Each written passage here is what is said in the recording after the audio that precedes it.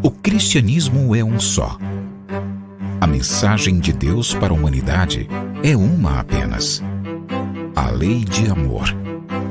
E chegou à humanidade por intermédios de muitos mensageiros divinos, tendo seu ápice em Jesus, nosso mestre e guia. Ezequiel, Malaquias, Elias, Abraão, Moisés, Jesus, Kardec e todos os grandes avatares da humanidade vieram à Terra com o objetivo de trazer a mensagem divina ao homem, conforme a condição de entendimento da humanidade à época. Conquanto cada um tenha trazido a parte da verdade divina, todos juntos são a representação do amor do Criador. Assim como eles, cada um de nós tem a sua tarefa para com a humanidade, que é reformar-se e trabalhar pelo bem do seu próximo. Amai-vos, eis o primeiro mandamento. Instruí-vos, eis o segundo.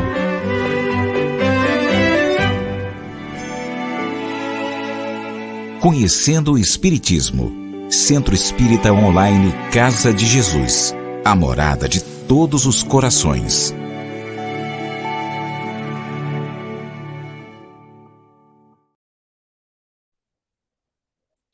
Olá, meus queridos amigos, sejam todos bem-vindos ao Centro Espírita Online Casa de Jesus, conhecendo o Espiritismo.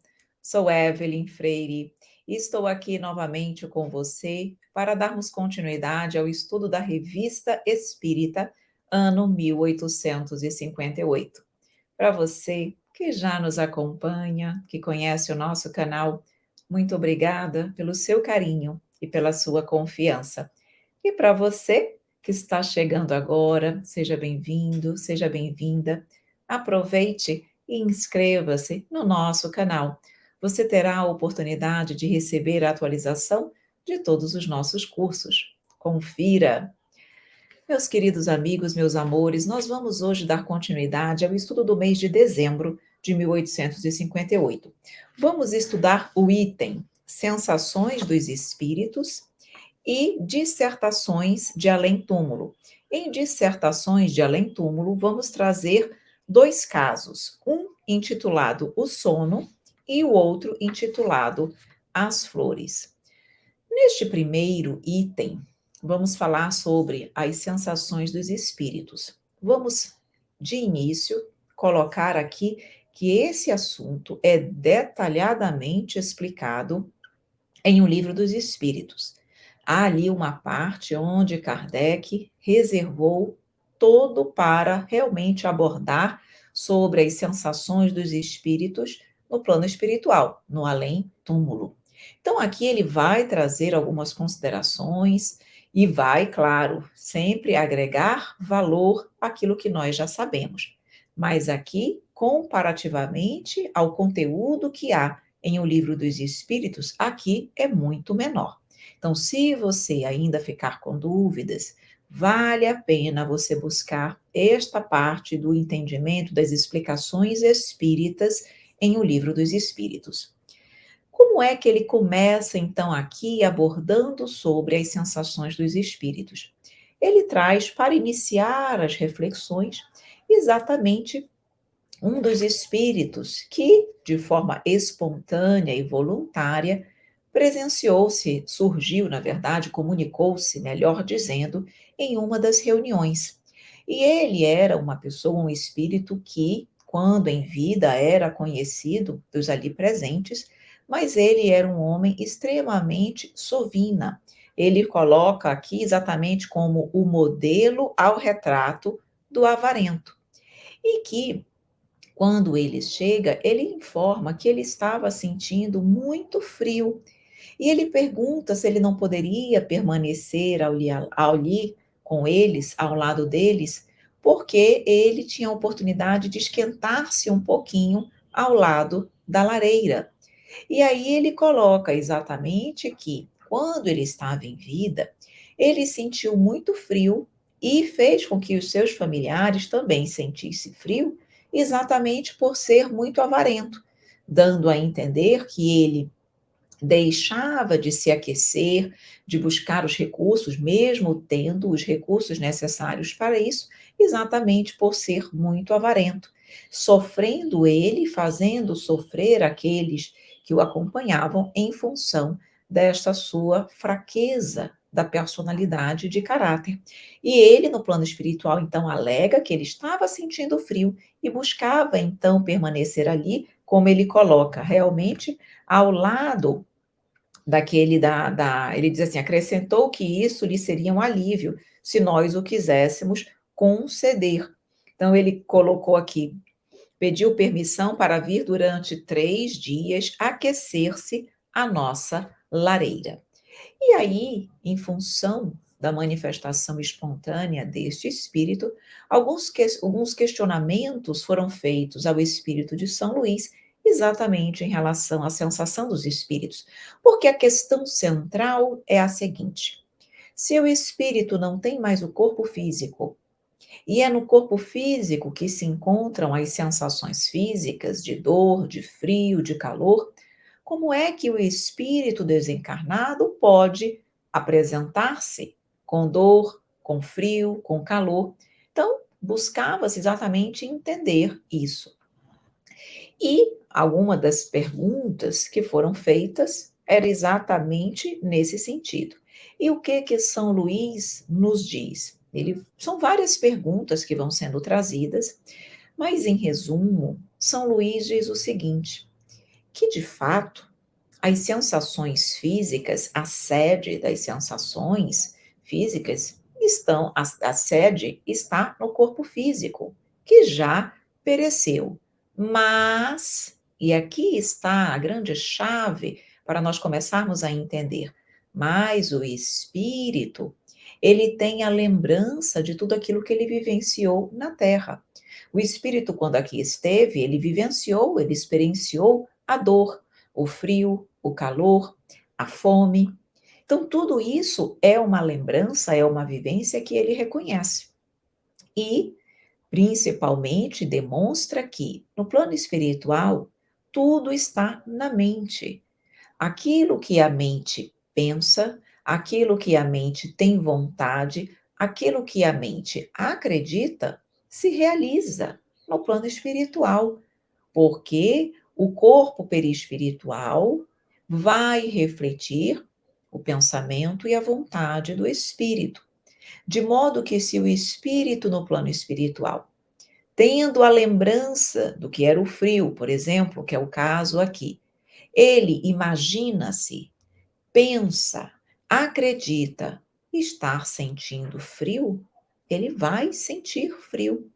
Se ele imagina-se com calor, com dor, machucado, dolorido, sangrando, ele vai, pela força do seu pensamento e da vontade, plasmar em si aquela condição e vai sentir aquilo que ele acredita estar sentindo, porque o pensamento é força criativa.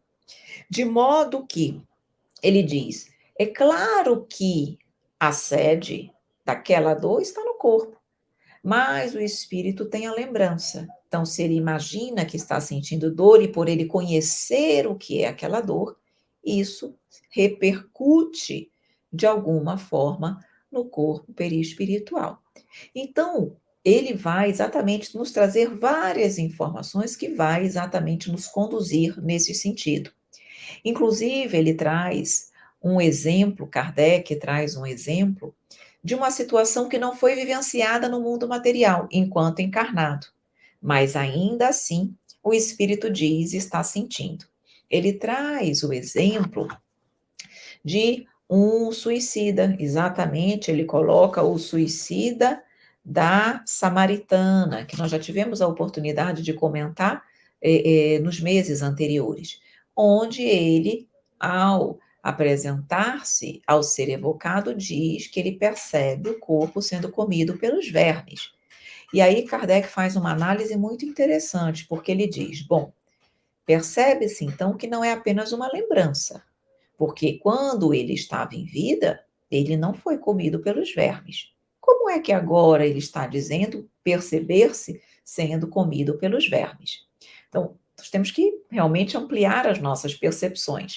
Então, São Luís explica o seguinte, e Kardec também observa isso, que como o espírito se suicidou, como o espírito, nós sabemos, quando se suicida, não se desliga imediatamente do seu corpo físico, mas permanece ainda ligado ao corpo por muito tempo, esse muito tempo varia de espírito para espírito, mas permanece ainda ligado.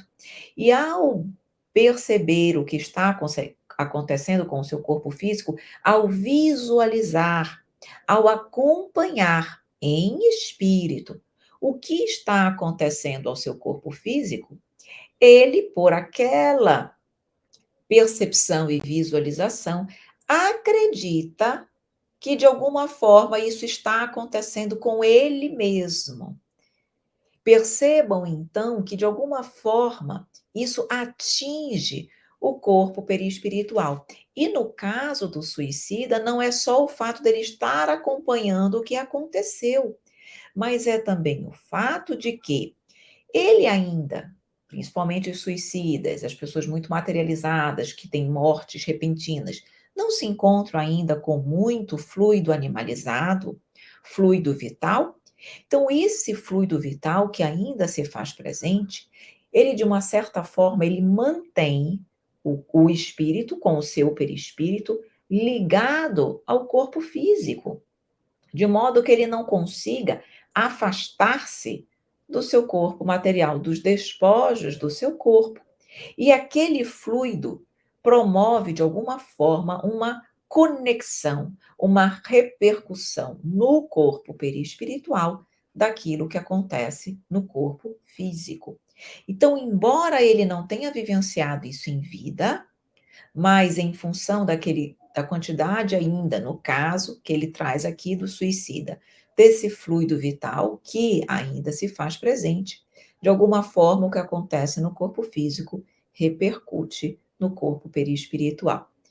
Mas ele diz, o corpo perispiritual em si, ele é imune ao fogo, ele é imune ao frio, se ele só não é imune, isso é que é interessante, ele só não é imune ao próprio pensamento.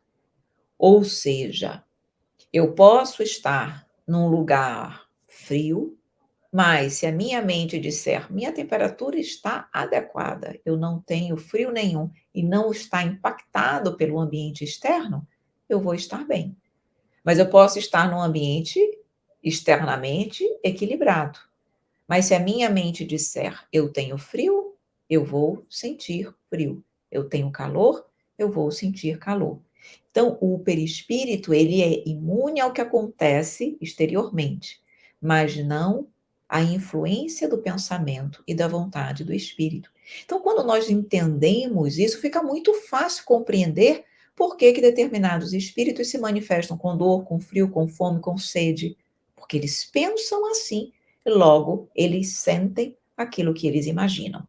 Mas nós vamos, então eu trouxe aqui as considerações principais e o aprendizado central deste item. Mas vamos então trazer algumas considerações trazidas por São Luís, exatamente confirmando e orientando melhor sobre o assunto. Então, em uma das colocações de São Luís, ele diz: tua alma sente frio? Não, mas tenha consciência da sensação que age sobre o corpo, ou a consciência e a lembrança. Então ele diz, Kardec diz, parece que decorrer que o espírito do avarento não sentia um frio real, tinha a lembrança da sensação do frio que havia suportado, e essa lembrança lhe era como uma realidade. E aí, São Luís diz exatamente, é mais ou menos isso. E, desprendido do corpo, o perispírito experimenta a sensação do frio. Entretanto, como essa não lhe chega através de um canal limitado, como a nossa matéria, que é limitada, a determinadas partes do nosso corpo, ele diz, tem uma sensação generalizada, exatamente porque nós sabemos que o corpo perispiritual, ele sente em todo o seu corpo perispiritual, e não em partes específicas e restritas e limitadas do corpo, como é o nosso caso. Nós sentimos dor no braço, na perna, o perispírito ele tem uma percepção geral. Mas se eu imagino que a minha dor vem única e exclusivamente no braço, por exemplo, ali eu sentirei dor. E coloca, quanto mais se depura o espírito, mais etéreo se torna também o perispírito, de onde se segue que a influência material diminui à medida que o espírito progride, isto é, à medida que o perispírito se torna menos grosseiro. Quanto mais evoluído é o espírito, menos influência ele vai sofrer da matéria. Menos frio, menos calor, menos fome, menos dor, menos desconforto. Quando há em alguma das partes aqui também, eu vou colocar só pontuar algumas coisas. No capítulo 18, diz assim: dizendo que os espíritos são inacessíveis às impressões de nossa matéria, queremos falar dos espíritos muito elevados, cujo envoltório etéreo não tem mais analogia aqui na Terra. Já o mesmo não se dá com aqueles cujo perispírito é mais denso, portanto, mais imperfeitos. Estes percebem os nossos sons, os nossos odores, mas não por uma parte limitada do ser, e como quando vivos, se fazem sentir em todo o seu ser. Então, nós percebemos aqui exatamente essa depuração que acontece no corpo perispiritual. Inclusive, Kardec, no parágrafo 19, na verdade, eu havia falado aqui do parágrafo 18, no parágrafo 19, diz exatamente isso, que quando os espíritos mais elevados vêm nos visitar, eles têm um perispírito mais elevado, mais etéreo, e eles trocam o seu corpo perispiritual para o perispírito conforme o perispírito referente aos fluidos do nosso orbe, e quando eles se revestem desse perispírito aqui, com fluidos mais densos, eles conseguem perceber as sensações do mundo material. Frio, calor, odor, exatamente porque eles estão ali com um perispírito mais denso, conforme o nosso planeta. Coloca aqui também Kardec. Sem órgãos sensitivos, podem à vontade tornar as suas percepções ativas ou anulá-las. Já vou explicar. Existe apenas uma coisa que são obrigados a ouvir: os conselhos dos bons espíritos. A vista é sempre ativa, mas podem tornar-se reciprocamente invisíveis. Segundo a posição que ocupam, podem ocultar-se dos que lhes são inferiores, mas não dos superiores. Está querendo nos dizer o seguinte, que quando eles estão no plano espiritual, por exemplo, se eles quiserem sentir as percepções, o odor, o calor, o frio da onde eles estiverem, eles podem. Se eles quiserem anular essas sensações, eles podem. Se eles quiserem se tornar reciprocamente invisíveis, eles podem. Os espíritos elevados podem fazer isso em relação aos mais inferiores, ou ao mesmo nível, mas não podem fazer em relação aos mais superiores. Então, tudo pode acontecer em relação à sua própria condição evolutiva para baixo, mas nós não podemos impedir que os mais superiores nos vejam, nos conheçam os pensamentos, isso não é possível. Então, é exatamente isso aqui que está sendo dito. Segundo a posição que ocupam, podem ocultar-se dos que lhes são inferiores, mas não dos superiores. De modo que todo e qualquer sofrimento que o espírito possa sofrer ou padecer no plano espiritual vai decorrer sempre da sua evolução e da maneira como viveu aqui na Terra. É exatamente o que consta desse parágrafo, num dos itens aqui do 21º parágrafo. E Kardec continua trazendo orientações no mesmo sentido, dizendo aqui, sempre os sofrimentos estão em relação com a conduta cuja consequência eles sofrem no plano espiritual. Mais uma vez, ele coloca os espíritos inferiores têm apenas uma noção vaga, confusa, incompleta de tudo aquilo que eles vivenciam no plano espiritual e, por vezes, nula em relação ao futuro. Não veem o termo dos seus sofrimentos, por isso pensam sofrer eternamente, o que para eles é um castigo. Mas nós já sabemos que não há sofrimentos eternos, não há punições eternas, mas pela sua condição ainda inferior, eles acreditam que sofrerão ou que sofrem eternamente. Mas assim não é, mostrando mais uma vez a percepção limitada, imperfeita em que eles se encontram. Por isso que nós precisamos, quando ouvirmos exatamente sobre as sensações dos espíritos, precisamos entender a condição evolutiva em que eles se encontram. Se são espíritos mais imperfeitos, as suas percepções terão uma similaridade com aquilo que vivenciaram na Terra. Mas se nós estivermos conversando, dialogando com um espírito mais elevado, será um diálogo completamente diferente. Mas, em resumo, como eu disse, tudo reside na mente. O que eu penso, eu crio. E com isso, meus queridos amigos, nós vamos finalizando o primeiro ponto das nossas considerações de hoje e vamos adentrar na dissertação de além-túmulo. O primeiro item é o sono.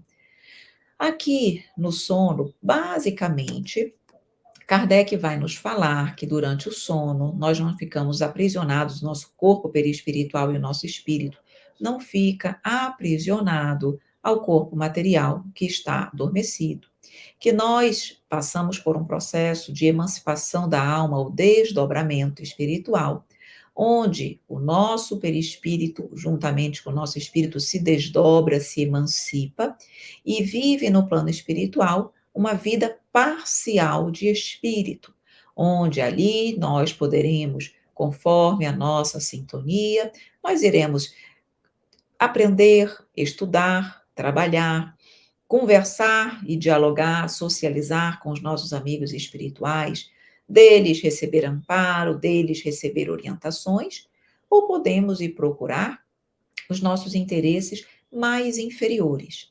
Tudo é magnetismo, tudo é sintonia. E coloca exatamente isso, que quando dormimos, ficamos momentaneamente no estado em que, de maneira definitiva, nos encontraremos depois da morte. E nós temos que nos preparar para o sono inteligente, que ele coloca aqui, Kardec. O sono inteligente é exatamente aquele que nós nos preparamos em vigília para andarmos, pensarmos, agirmos conforme as leis de Deus. Porque certamente durante o desdobramento do sono estaremos também fazendo, pensando, agindo positivamente. Isso é o sono inteligente. Quando ele diz, quando dormirmos, se tivermos o sono inteligente, então reencontraremos a sociedade de outros seres que nos são superiores. Nós iremos viajar, conversar e com eles nos instruir. Podemos até mesmo trabalhar em obras que, por exemplo, quando se morre, obras que ficam acabadas ou inacabadas, não importa, mas nós poderemos trabalhar no plano espiritual.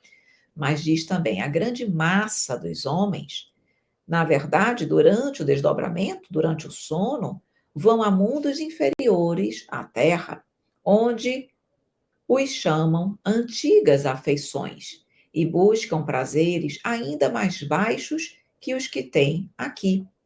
O sono, portanto, influencia muito mais do que nós pensamos em nossas vidas, porque a depender da forma como nós vivermos durante a emancipação, nós teremos em estado de vigília mais saúde ou mais tristeza, bem-estar ou não. Tudo também influencia no nosso modo de viver enquanto estamos em vigília. E aí, Kardec diz que os espíritos encarnados estão sempre em contato com o mundo dos espíritos, o que permite exatamente, durante o desdobramento do sono, principalmente, esse contato é constante. E isso faz com que os espíritos desencarnados, mais elevados e superiores, aceitem também reencarnar para ajudar a humanidade. porque eles sabem que durante o desdobramento do sono eles vão poder retemperar-se no plano espiritual. É um momento de libertação parcial, como ele diz aqui, é o recreio após o trabalho. Porque se eles ficassem ininterruptamente aprisionados aqui, seria difícil para esses espíritos já missionários estarem aqui o tempo todo. Então, o período do sono é um período para refazerem-se das agruras, das dificuldades do mundo material. E que a lembrança daquilo durante o sono, os sonhos, podem ser uma lembrança daquilo que o espírito vivenciou em desdobramento, pode ser apenas uma recordação parcial de algo que foi vivido. Nem sempre nós sonhamos, nem sempre nós lembramos. Não significa que nós não tenhamos vivido alguma coisa, mas o nosso cérebro não conseguiu reter na memória do corpo físico aquilo que foi vivenciado pelo corpo espiritual. Há ainda os sonhos que refletem apenas as preocupações do estado de vigília. Então, existem vários tipos de sonhos, nem todos refletem a nossa vivência efetiva na erraticidade. Existem os sonhos simples, que refletem as nossas preocupações do dia a dia, não é uma vivência real do nosso espírito, mas apenas uma repercussão das nossas preocupações. Existem os chamados sonhos reflexivos, que podem fazer com que acessemos vidas, informações do passado ou previsões de futuro. Essas vidas, informações do passado, podem ser acionadas pela espiritualidade boa, benéfica, ou pela espiritualidade ainda voltada para o mal. A primeira nos permite acessar para nosso aprendizado, para o nosso crescimento, para melhor nos pautarmos aqui na vida material. Já a espiritualidade inferior nos desperta essas lembranças para nos prejudicar, nos faz lembrar daquilo que nos faz sofrer. E por que que eu vou lembrar de coisas boas ou ruins? A depender da minha sintonia. Se eu estiver sintonizada com o bem, coisas importantes e para o meu crescimento, eu poderei lembrar. Se eu estiver sintonizada para o mal ou com o mal, eles irão me fazer lembrar de coisas negativas. Mas são lembranças do passado ou previsões de futuro. E os sonhos espíritas é que são realmente vivências reais do nosso perispírito durante o desdobramento do sono. Então, quem quiser ou desejar aprender um pouco mais, especialmente sobre os sonhos, pode acessar a aula de número 24 do Estudo Sistematizado da Doutrina Espírita, tomo único, conhecido como tomo 3, que nós temos no nosso canal. Então, lá é uma aula de 1 hora, onde nós vamos só falar sobre o dormir e os sonhos. Então, se você quiser aprofundar o seu conhecimento, pode buscar essa aula no ESD tomo 3. E indo para o nosso último tópico, um tópico especialmente para mim muito agradável, que se chama as flores. E nesse item aqui, exatamente foi uma comunicação ditada por Bernard Palissy, através de um médium que ele identifica como Senhor F, e ele vem fazer uma analogia para que nós, seres humanos, possamos ser como as flores. Então, ele diz: as flores foram criadas no mundo como símbolos de beleza, da pureza e da esperança. E nós, como você sabe, a casa de Jesus, além de Jesus, o símbolo que representa também a nossa casa é a flor, a rosa. Então, nós ficamos muito felizes com a leitura deste item, porque ele diz: coragem, pois, homens que caís pela estrada, levantai-vos como lírio após a tempestade, mais puros e mais radiosos. E ele vem fazendo várias analogias com as flores e com a nossa condição humana. Aí diz aqui, Bernard Palissy: amai, pois, as flores, tende-as nos vossos jardins, nas vossas casas, mesmo nos vossos templos, pois elas estarão bem por toda a parte. Em todos os lugares, elas levam a poesia, elevam a alma de quem as sabe compreender. E aí ele traz uma colocação interessante. de onde conheceríeis as cores suaves com que o Criador alegrou a natureza se não fossem as flores? E, de fato, seria tudo verde. As flores trazem essa diversidade de cores e de tonalidade.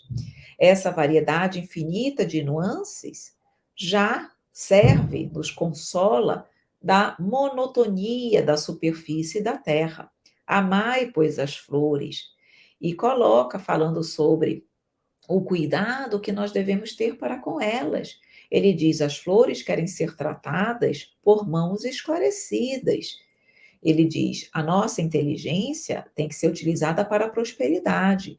Então, ele diz: durante muito tempo, nós estivemos aqui agindo de forma equivocada, deixando que mãos inábeis mutilassem as flores, julgando embelezá-las. Então, ele vem falando muitas vezes da nossa falta de cuidado para com as flores, que de alguma forma queremos vê-las belas, mas acabamos maltratando-as, deixando ou evitando que a própria natureza traga a sua beleza, quando nós mutilamos as flores. Olhem que bonito que ele coloca aqui. Não parece que as flores deixam a terra para lançar-se para outros mundos? Não parece que muitas vezes vergam, dolorosas, a cabeça por não poderem elevar-se ainda mais alto? Não julgamos que por sua beleza estejam mais próximas de Deus? Imitai-as, pois, e tornai-vos cada vez maiores, cada vez mais belos. Mais uma vez, nós mostrando a nossa capacidade de, através das flores, podermos também nos elevar até o Criador, nos tornando melhores.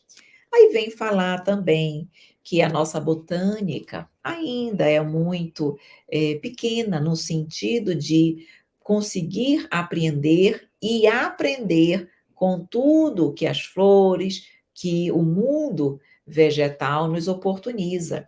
Ele diz: não basta saber o nome de uma planta, precisamos ir muito além e aprender mesmo com as plantas. Então, é isso, é um item curto, mas é um item tão belo, que nos faz realmente perceber nas flores, ali, como ele diz, a beleza, a pureza e a esperança de um amanhã mais feliz, de beleza, de conexão com o Criador. Tudo isso as flores nos proporcionam. Então, um item muito, para mim, um item particularmente muito agradável de trazer, de falar e de conversar aqui com vocês. E com isso, meus queridos amigos, nós vamos finalizando nossa aula, o nosso item de hoje. E na próxima aula nós vamos, então, vamos ver vários itens. Vamos ver o papel da mulher, vamos ver palestras familiares de além-túmulo, e nessas palestras vários itens vão ser trazidos aqui para nós. Vamos ver ainda o item variedades, o item aos leitores da Revista Espírita. E, com isso, finalizaremos na nossa próxima aula a Revista Espírita, ano 1858. Finalizando mais um projeto, mas só na nossa próxima aula. Meus amores, meus queridos amigos, acabamos por hoje, mas em breve traremos mais informações para você. Se você gostou da nossa aula, curta, é sempre para nós importante. Se eventualmente você ficou com alguma dúvida, não tem problema. Deixe nos comentários do vídeo e nós vamos responder para você com muito carinho. E se você acha que esta aula pode ser útil a alguém, compartilhe o nosso link. Meus amigos, queridos amigos, minha gratidão. Muito obrigada. Um grande beijo, um grande abraço e até a nossa próxima aula, com a permissão de Deus.